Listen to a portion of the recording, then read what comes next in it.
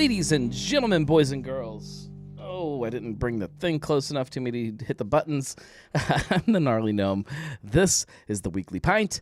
It's not a show, so when I do things like that and I forget to scoot the little stream deck close enough to me that I can push the button and actually make it so you can see me, it's okay, because it's a happy hour. It's not a show. If it was a show, that'd be a problem, and we'd get kicked off the internet, I think, is what happens when you do stuff like that on an actual show. Welcome, everybody. This is it's a happy hour, and it's an excuse for us to hang out together, have a drink, and talk about everything that's happening in Cincinnati beer and Cincinnati drinking and beyond. Just whatever is going on, we talk about. It's a happy hour, just like you would be doing with your friends, sitting over a table at your favorite local watering hole, having a drink.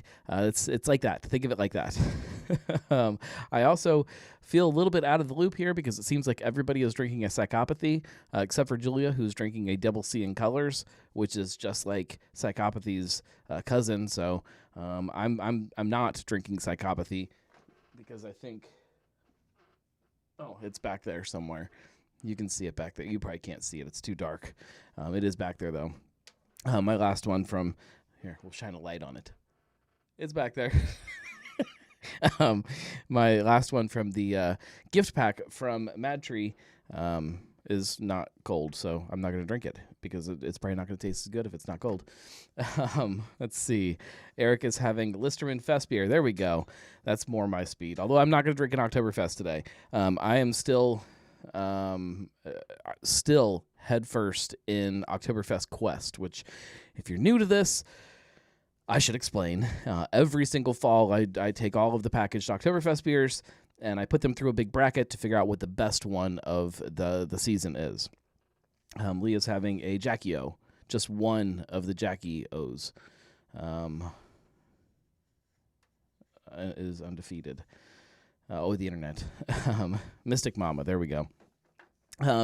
Anyways, I drink a lot of Oktoberfest beer.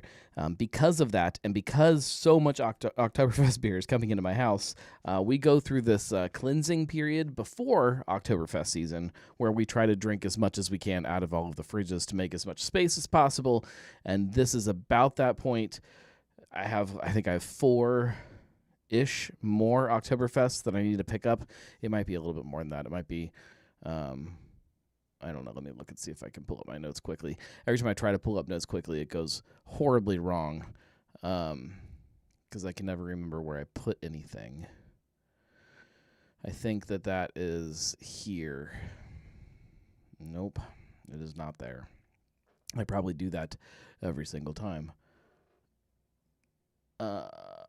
Nope. It is.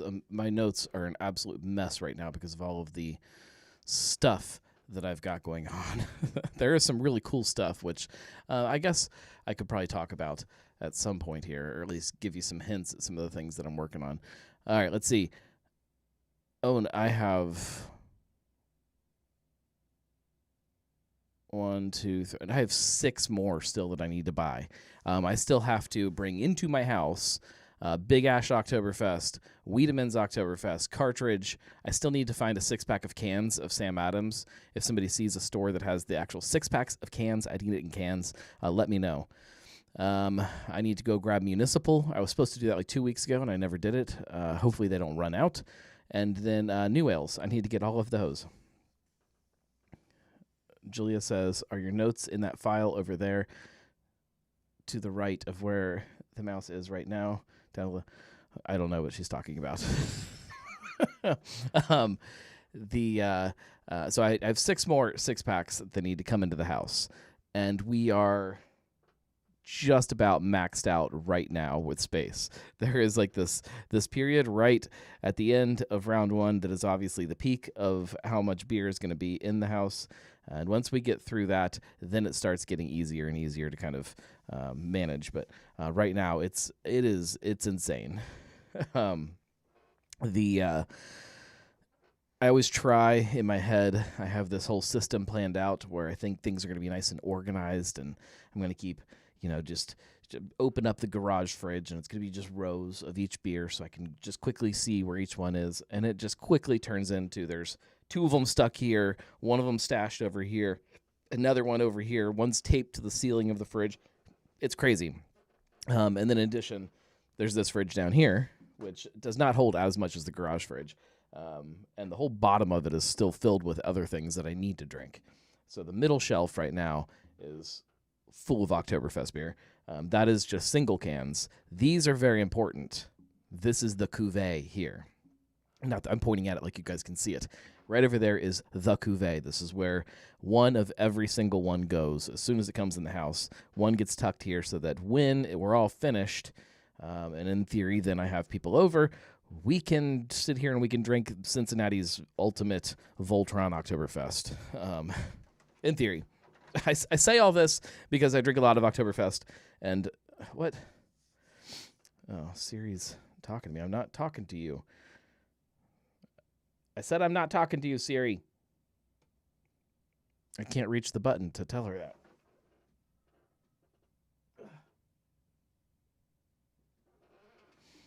Oh, geez. Now she's doing something.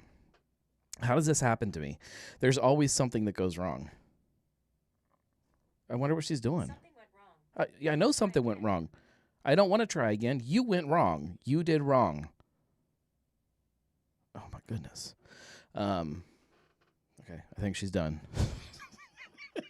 Why is there always something that goes wrong with this? Okay, I'm gonna drink a beer, and it is not an Oktoberfest beer because I need to make space in my fridge. And I opened up this fridge kind of behind the bar in the other room here, thinking I could stash some in there, and I didn't realize how much beer was still left in there. I think what happened was I kept pulling things out of here, sticking them in there, and now that's also full. There's just a lot of beer in the house. This is one that came from the garage. I know that because this is one that I always keep in my garage, and not always. Very frequently keep this in my garage because it's a go-to beer for me. A nice, easy drinker. This is from Third Eye. This is Groovy Baby. Their English Mild. For anybody that hasn't had it, it is a great beer. We're going to read what it says.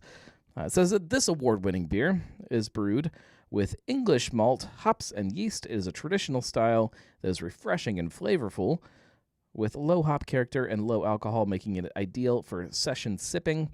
The light body allows roasted, nutty, toasted malt characters to shine through. It is a silver medalist at the 2020 U.S. Open Beer Championship. All right. Yeah, it's a great beer. I've had this more times than I could even hope to count. Next to Oktoberfest, English Mild is easily my favorite beer style. It might even actually beat Oktoberfest technically. I enjoy it so much. I was always, I guess, amused as an early beer drinker when I could find a beer that was full of flavor, but that also had kind of a low alcohol. That was the thing that you didn't find a lot of, and this nails it. It is 3.8% ABV, so you can knock these back all day, except that they're pretty filling. They super big kind of roasty, bready flavor. Let's dive in my street side Stein. You can drink an English beer out of a Stein. It's fine. Oh yeah, it's there's like a touch of like almost like coffee going on there too. Big bready, like biscuity bread. Yeah, it reminds me of like it reminds me kind of breakfasty. So like if you not like breakfast, but like if it's like one of those easy kind of weekends where you sleep in a little bit, you kind of lay in bed, you maybe watch a little TV, read a book, whatever it is, before you even get out of bed. Get up, you don't even shower right away, you just throw on a pair of slippers and shuffle into the kitchen, and you don't want to make an actual breakfast, so you just grab a biscuit that you cooked, the night before, the day before. I have kids. We have lots of biscuits. I mean, it's probably not a normal thing. You grab a biscuit, fix yourself a cup of coffee. You go sit on the front porch. It's a chilly morning, but it's not cold. And you just sit out there and you drink your coffee and eat your biscuit. That's what this reminds me of. That feeling, not necessarily those flavors, although some of those flavors are there, but that feeling of just easy morning. God, it smells so good. Mm-hmm. Oh yes, great beer to break up Oktoberfest Quest with. If you could get this in cans all the time, which maybe you can now that their location in Hamilton is open. This is a beer that I think should always be in my fridge. There's not many times where I get a chance to just kind of sit down after a long day or in the afternoon or watching a game or whatever and just grab a beer and just sit down and drink a beer. It happens, but it's not as frequent as I would like it to be. And when I have those moments, this is what I want to be drinking, is a beer like this. Or this. I do always keep some light beer in the fridge, too. Right now, I think it's Cincy Light is probably the beer that I have the most of in the fridge as far as light beer. Although there is definitely some Hootie in there, and there might even be some garage beer left. I don't know. But aside from light beer, English mild is a staple in my household. Anyways, let's get to the topics this week, because there's a couple good ones. There's a couple. I don't want to call them good ones because some of it isn't really like good. I guess we should start with the good part, and this will go pretty quick because there's not a lot to report about it, and I don't know which button it was. I'm going to guess it's this one. There we go. Hearth Brewing. They finally announced their opening date. It is September 28th. I changed. My goodness. I had the notes pulled up, and now they're not. September 28th sounds right to me. Somebody correct me if I'm wrong while I look. I'm pretty sure, though, that... yes, September 28th at 11 a.m. The 28th, is that I'm guessing that's a Saturday, is my guess. Yes, that is a Saturday, not this coming Saturday, but the Saturday following that.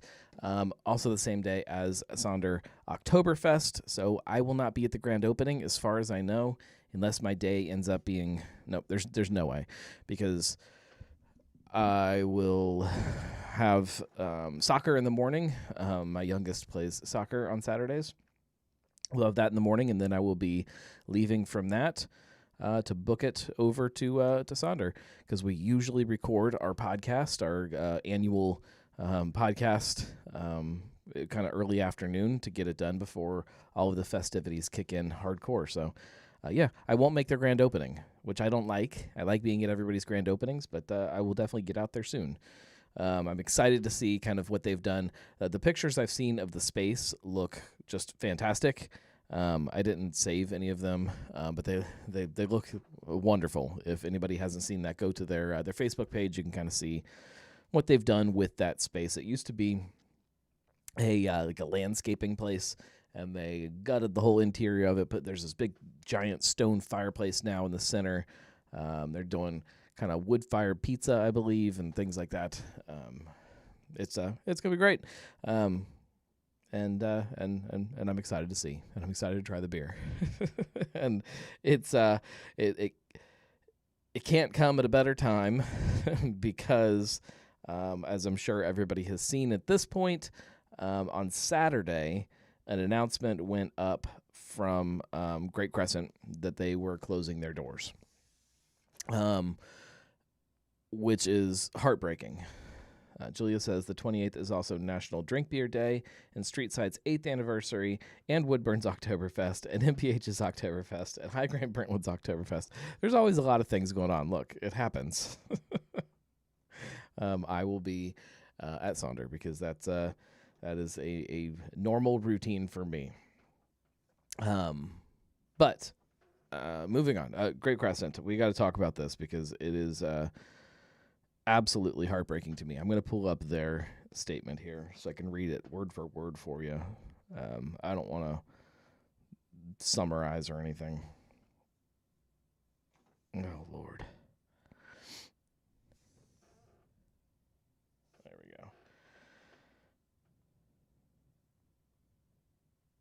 go. I did write a full blog post. I'll say a full blog post, like I write a half blog post. I wrote a blog post about it today to kind of summarize my thoughts about it, which is probably the same stuff that I'm going to rehash a little bit here tonight. But, anytime someplace closes, you get a lot of people that like to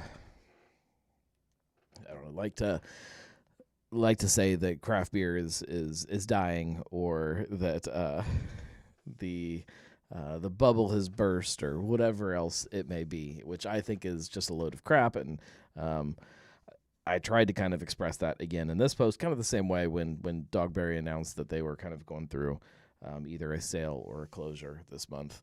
It's the same idea. Let me read their statement first. Let's see. It says, a message from Dan, Lonnie, and Joe. Sunday, September 15th is our last day of operations for Great Crescent Brewery. We are truly grateful for the support of our customers, community, Main Street. I can't read this stuff. It's too small. Hang on. We're going to do this. And we're going to do this. And we're going to say, okay.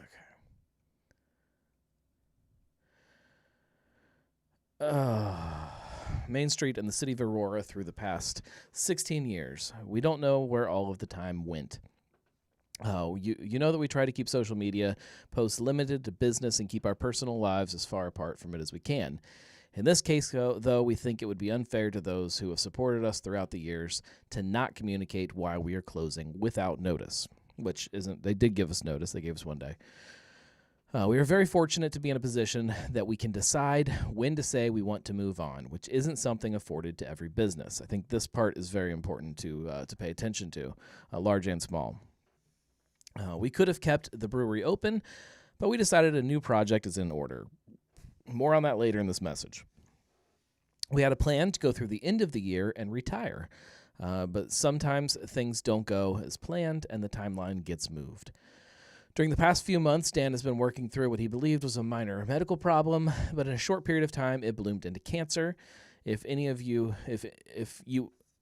have any experience with cancer, you likely know that once it enters your life, it takes charge until it can be eliminated. Dan is the support of our family and a very skilled team at UC that together we are mapping out the road to getting him back to health. There was no clear answer on what generated the cancer. The only option for this cancer is surgery, and he's already started the process of getting ready. Without going into too much information, we decided as a family we couldn't run the brewery and get through the surgery and recovery, which is an extensive amount of time. As for the future, the need for a small grocery store to serve the community became evident after Tandy's left Aurora. We have a new store planned in the brewery building along Mechanic Street. We are looking forward to seeing you at the Aurora Marketplace in early 2025. Thank you, and remember, good things happen in Aurora.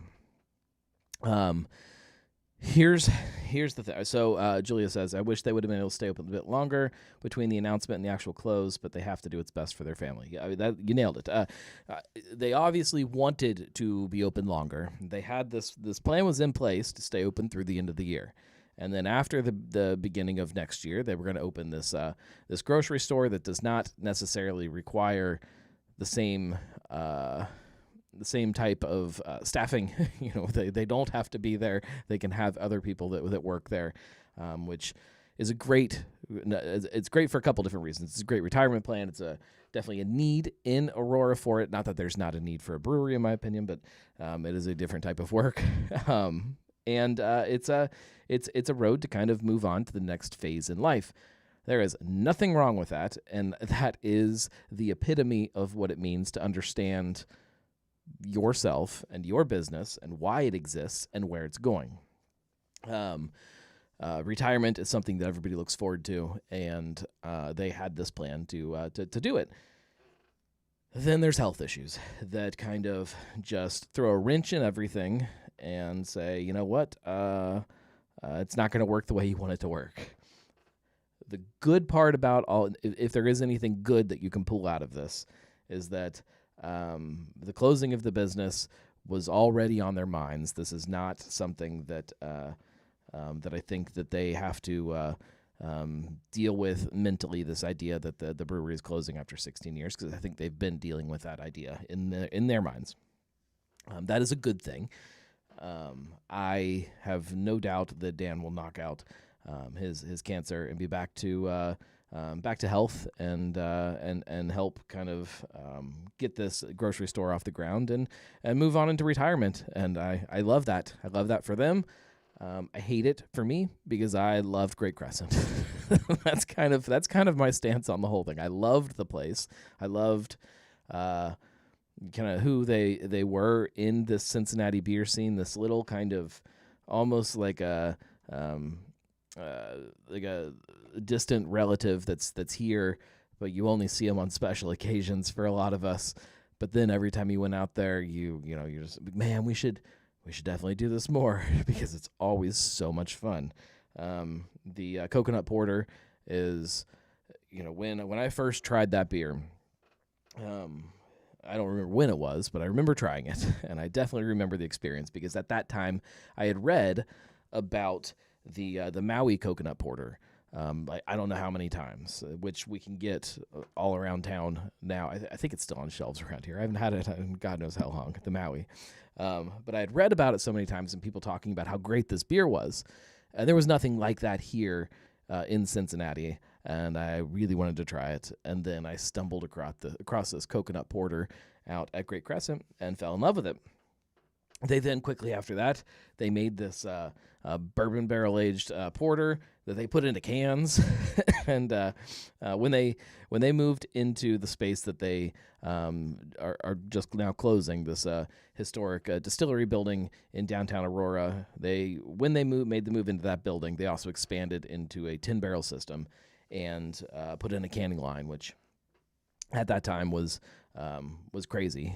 And they started canning a bunch of different beer, including a bourbon barrel-aged porter that nobody else was doing.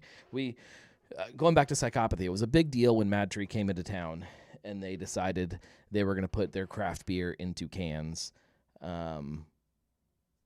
Great Crescent was already in cans. It was a Cincinnati brewery. It was not in Ohio. We definitely give Mad Tree props for being the first Ohio brewery to have their beer in cans, but I'm fairly certain that Great Crescent was in cans. Yeah, Great Crescent was in cans definitely in like 2012, maybe even before that. I have a hard time remembering everything, but I'm pretty sure it was like, if not 2011, might have even been 2010 when I first saw their cans. So they were early on with all of this stuff, a real kind of pioneer here in Cincinnati, and over the last few years have just done their own thing. They've ignored the trends around them to some extent. I mean, they did the things that they needed to add to kind of keep drinkers entertained, and great food. I think it was a really, really great brew pub. When I stopped by on Sunday, I had a pork sandwich, Cuban, so it had a bacon and mustard and pickles, and put it on a pretzel bun, and oh God, it was so good. It's just really great food and great people and great beer. It's a great atmosphere. The tap room itself was this really crazy, like, I think he called it pioneer steampunk at one point. It was like these really weird, like, steampunky things. There were little pieces of kind of what the brewery was before. It was a furniture manufacturing place for a while. It was like a electrical supply place for a while, and there were pieces of all of that kind of were incorporated into it now.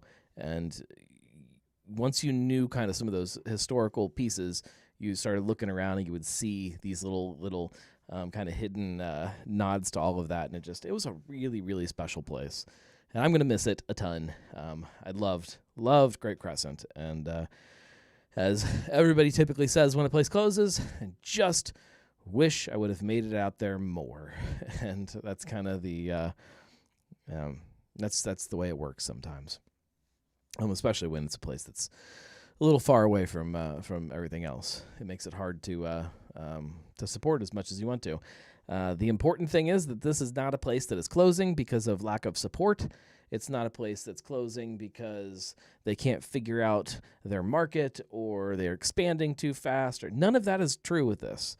This is a family that is ready to retire and to move on, and so everybody that is saying different is wrong and isn't really paying attention. That's what I've got to say about that. In the words of Forrest Gump. But yeah, it's very sad, and I wish I'd made it out there within the last year or so to sit down and do another podcast with them. I have not recorded a podcast out there since like season 2 of the show, which was a very long time ago, and it was like 2016 maybe, if that sounds right. So I wish I had made it out there to record something, but I'm glad I made it out before they closed again and got to spend some time and drink some beers. Every time, I shouldn't say every time, it still seems, especially here in Cincinnati, that for every place that closes, there's somebody else that opens up. Sometimes the places that close are really incredible places that you hate to see close. And sometimes the places that replace them, like once you go there, you're like, oh, this doesn't fill that same gap that I was looking for. But there are places opening. There are places that are developing new personalities all the time. There are places that are filling new gaps that have developed in the craft beer market, and they're doing it their way. And I think I think we're in a good spot here in town. I think that we are still improving overall. Every year the beer is still getting better here in Cincinnati, and we're becoming a better beer city for it. With that being said, I know it sucks for a lot of people when their spot closes down. So I can feel your pain.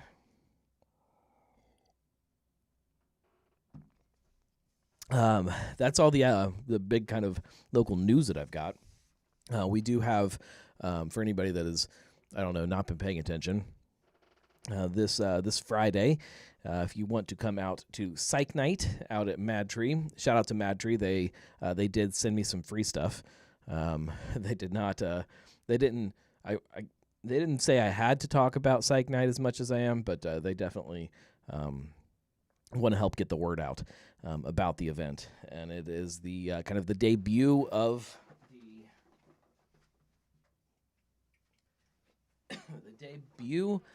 the new branding for Psychopathy. If you have not seen it yet, they revamped all of their cans, or are in the process of revamping all their cans. I have not talked a lot about my opinion about the rebranding. Excuse me. And it's because I'm still kind of on the fence. Change is always difficult when you've known something for so long. And on one hand, I love this artwork. I think that this is just absolutely gorgeous. You can't really see it super well on camera, but big, bright, kind of cartoony hops on there. And they're going with this much brighter, bolder look to all of their cans. But on the flip side, I had definitely developed a attachment to the old Psychopathy branding. You know, there was that Rorschach kind of face thing going on the cans, and had been there since the beginning. It's hard to see that go, but this is good artwork, and it definitely speaks a lot louder. So Get out to the Mad Tree Tap Room on Friday night. That is the 20th. I believe hours. I don't have in front of me. It's like, what is it, like 6 p.m., something like that, 5:30, 5, 6, somewhere around there. Go to their social media and look up Psych Night at Mad Tree, and you can come hang out. I'll be there. I know there we go. Julia says Psych Night is from 6 to 11 p.m. The Truth Beer Pod team will be there. I believe there will be several other local podcasters and bloggers and social media-ers and whatever else. There'll be a bunch of us there, all just hanging out and drinking and listening to some music and eating some food and whatnot. Just hanging out. And I miss events like that where people got to hang out more. I think it's great. I think that's what else is happening this week that we should talk about. We have Oktoberfest coming up this weekend. Oktoberfest Cincinnati. I was going to go. So last year, I feel like I did this perfect, where at the end of the day, after I wrapped up work, instead of heading straight home, I went and I hung out down at Oktoberfest for a couple hours. And it was perfect because it wasn't busy and it was a nice day, and it worked out amazing. And I'm like, I'm going to do that again this year. This is going to be just fantastic, and it still would be. But I also got invited to go hang out on Saturday at Oktoberfest, and when you get invited by Sam Adams to hang out, you don't say no. So I'm going to go hang out with Sam Adams, and I'm going to hang out for the ceremonial keg tapping on Saturday morning, and then hang out for a few hours. So when I put that on the calendar, then I started looking at my calendar this week, and I'm like, oh, no, I'm going to be gone every single night this week. So I had to bump Thursday off so that I could spend at least one day during the week home with my kids, because I don't know if they know who I am anymore. This time of year is very, very busy in my house. So that's coming up this weekend, Oktoberfest. I was worried about snagging my hat pin. If you don't know, the German hats with all the pins, I have all these pins that I collect at all the Oktoberfests, and this one this year is fantastic. The artwork was done by, I think, like Dust Village, if I'm getting their name right. Really, really cool design with serpentine wall on it. It's just a really cool pin. You can pre-order them, though. So I managed to pre-order my pin so that I don't have to worry about them running out, because they do run out sometimes. They only make a couple thousand of them, and then once those are gone, they're gone. So I got mine, and I'm excited about that. Just need to find my 6-pack of Sam Adams Oktoberfest now. So Oktoberfest Cincinnati's coming up this weekend, and it looks like it's going to be awesome. The whole festival has moved down to kind of Sawyer Point, Yeatman's Cove, that whole area down there. It's going to be grassy. There's a massive tent that they've built down there. It's going to feel like an Oktoberfest. I am so excited for it, and I'm going to say that I'm going to try to make a video about Oktoberfest this year, but you know how that goes. I'm still sitting on like 2 videos that I'm trying to find time to finish and edit and get posted for you guys. Didn't even get this week's podcast video posted yet, because there's a lot of edits that have to kind of go. We recorded this thing very strange, and I realized that as I got the audio version of the podcast done, which if you haven't listened to it yet, make sure you do that. It's an interview I did with Bierkus, who we talked about a couple weeks ago, trying to figure out, are they for sale? What's going on? What's this whole thing with the Ludlow Theater being for sale? We talked about it all, but there was a lot of kind of things happening during the episode, so the video is very different than the audio, and that creates a whole slew of problems. So I got to do that one of these days. Maybe I'll get it done this week. We'll see. I am also, next week, I'm not going to go into too much detail about it because pen has not hit paper with this project yet, but this is a project that I've been talking about with a local organization for a while now, trying to figure out this, if we can make this happen. And it sounds like we're going to be able to make it happen. And the first shoot for this video project is next week. And I'm so excited for it. It's going to be a multi-shoot series that you guys will see on YouTube. A kind of a sponsored series that I can't say more. But I'm so excited about it, and it hits on a couple topics that are very near and dear to me that I enjoy, and that I think you guys are going to enjoy to watch too. So stay tuned for that. There'll probably be some teasers about it within the next couple weeks, I assume. I bet I'll have something up in October to kind of start that whole series for you guys. So. Keep your eyes peeled. Plushie festival. I could have a plushie. What is a plushie like a stuffed animal? Is that a plushie? Because I have a lot of those in my house, like a ton of them. Or is a plushie like the furries? Because I don't have any of those in my house that I know about. Julia says, Gnome's the new face of Queen City Sausage. Tubular Meats. That would be the perfect sponsor for lots of things that I could think of, including this show. If Queen City Sausage or Glears or any of them want to sponsor the Weekly Pint, let me know. I'll eat a sausage every single night on this show, or a big old block of Geta. You guys, you tell me, and I'll make it happen. Or Dick's potato chips. I always keep Dick's potato chips behind the bar, although I'm down to I think 3 bags right now. I need to restock. Got to restock my Dick's. But that does bring up a great point, and you're going to see more of it happening at the end of this year and especially into next year. Sponsorship is super important to all of this stuff. The more that I can find ways to monetize the content that I want to make, the more of the stuff that I want to make I can make. Not that client work isn't important, and I love all of my clients, especially some of them. I love them a whole lot, and it's a ton of fun to do and a ton of creative freedom to be able to kind of branch out of just me and do things for other people. But the more we can find ways to make all of this work, the more of all of this that I can do. So if you're a local business, or you know of a local business that you think is a good match for the stuff that I create, reach out to me, or tell them to reach out to me, because there's always something that we can do to work together. I feel like I say this every couple of weeks. I'm finalizing some of the products that will be after probably the first of the year. Hopefully, Nomies will start seeing it before the end of the year, but we'll see.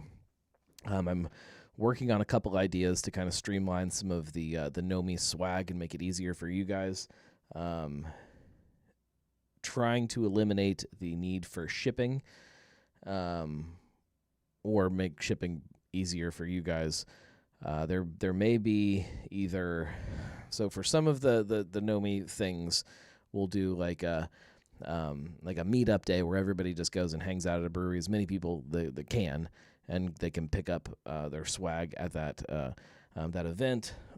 Or sometimes, and depending on what the swag is,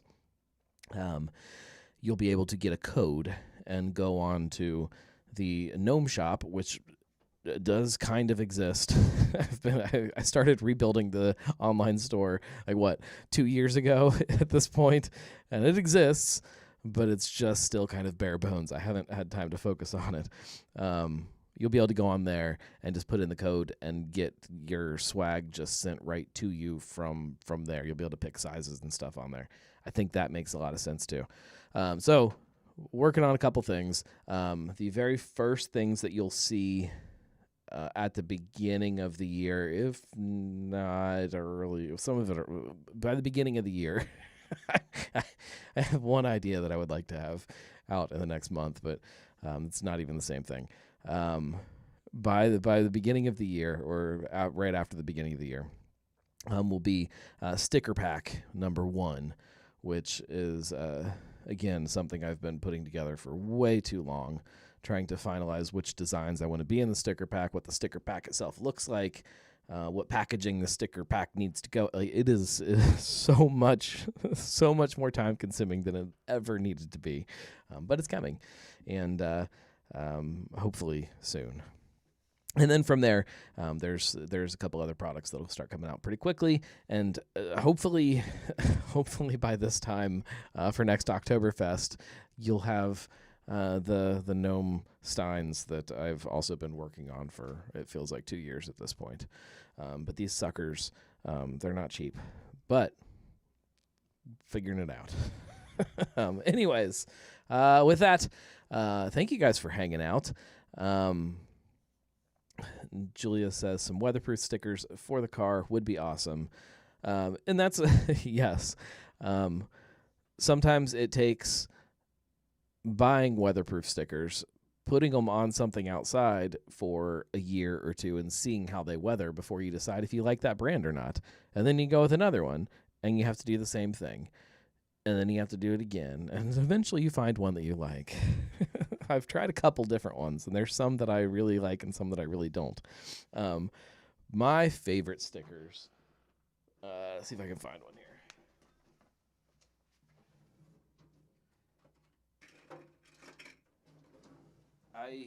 I use these on like all of my stuff.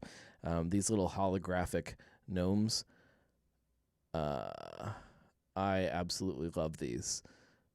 I don't know if I'm the only one, but I put them on like all of my work stuff.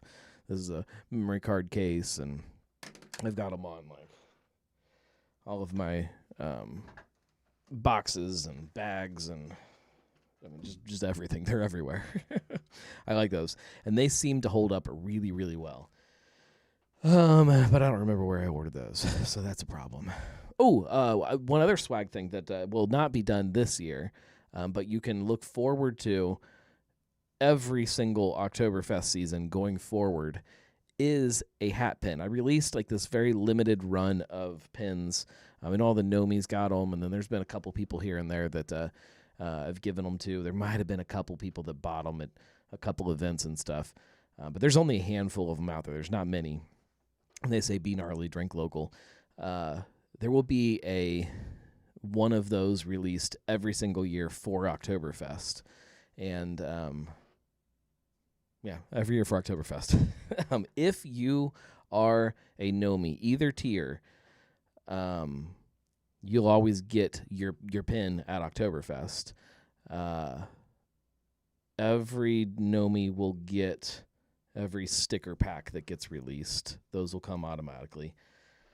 And then some of the bigger swag, depending on which tier you're in, you'll get or not get. But it's hard to do a lot for the $5 level and make it make sense. That's the hard part about Patreon, is trying to get the right level of swag, and also have Patreon work a little bit for you. Patreon is for me the only way right now that the podcast is brings in money. So Patreon has to pay for all of the podcast expenses for now, unless we take on sponsorship or anything. So that's way too behind the scenes. I recognize nobody really cares too much about the inner workings like that. Anyways, we'll be back next week, guys. Thanks for hanging out. I appreciate all of you so much, and hopefully we will see a bunch of you guys this week, either out and about or this Friday down at Psych Night, or this weekend at Oktoberfest, or next weekend at Sonder Oktoberfest. I tell you what, let's do this. I have a couple of those Be Gnarly Drink Local pins left. If you don't have one and you see me at either, I will give out, if you ideally at an Oktoberfest, I'll take one. I'm going to bring one pin to psych night. And if you don't have one, please be honest. If you have one, don't take another one. If you don't have one, the first person that comes up to me and asks for it, I'll give you a free pin. I will try to do the same thing for with as many as I have left at both Cincinnati and at Sonder and Friends Oktoberfest. So if you see me at an Oktoberfest, come up to me and ask me if I've got any hat pins, because I might have one. Maybe. I don't know how many I have left. I know I have at least 2, because I've been carrying them around. I don't know where they are. But I might have a couple more in a box somewhere. We'll see. Anyways, thanks for hanging out, guys. We will definitely be back, and we'll do this again, because what else would we do on a Monday night? Watch football? Pfft, come on. It's weekly pint night. Cheers, everybody. We'll see you later.